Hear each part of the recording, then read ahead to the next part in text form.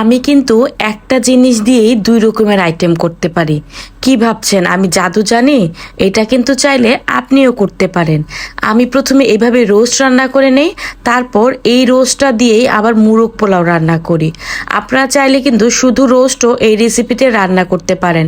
এই রেসিপিতে রোস্ট রান্না করলে কিন্তু খেতে অসম্ভব মজা হয়, আর মোরগ পোলাওটা এই রেসিপিতে করলে আরও বেশি ভালো হয়। আজকে কিন্তু আমি ওইটাই করেছি।